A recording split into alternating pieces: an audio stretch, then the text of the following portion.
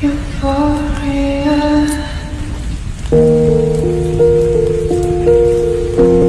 Kota tanpa buku. Pernahkah kau ke toko buku, perpustakaan, atau taman bacaan? Tidakkah kau merasa istimewa ketika berada di dalamnya? Di sekelilingmu ada berbagai tokoh dari dunia nyata dan khayal. Tempat yang pernah kau kunjungi dan yang belum. Informasi dan cerita dari masa lalu, masa kini, dan masa depan. Semua berpadu, semua berada dalam genggamanmu. Saat berada di antara buku, tidakkah kau merasa menjadi raja dan ratu? Ruang dan waktu seolah menyatu tanpa batas.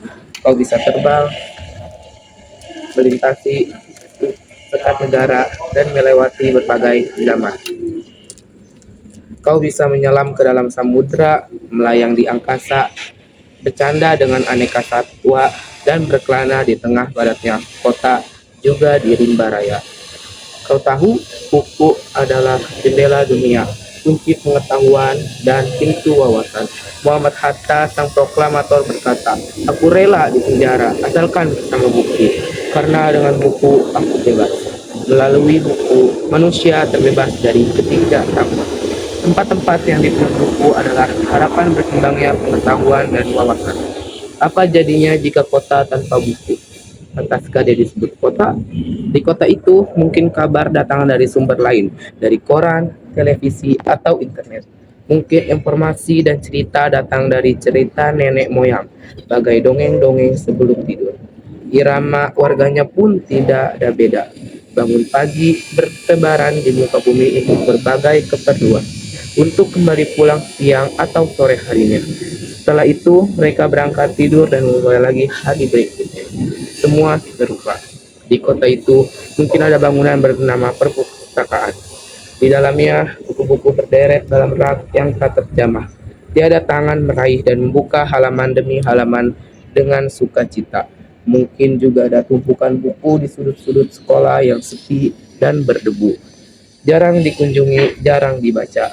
Buku-buku di sana terongok tanpa nyawa. Bagaimana dengan kotamu? Mungkin kau tinggal di tengah kota yang megah, atau di gang sempit di desa terkecil, di sisi pesisir, atau di kaki gunung.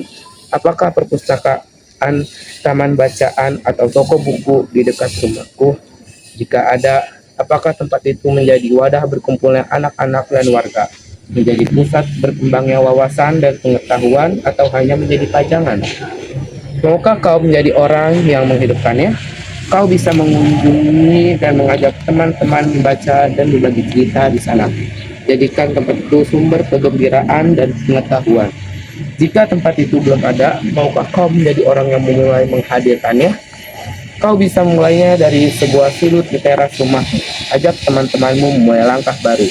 Jangan biarkan waktu berlalu tanpa buku. Siapapun dirimu, bersahabatlah dengan buku. Dia akan menjadi teman setiamu sepanjang waktu. Terima kasih.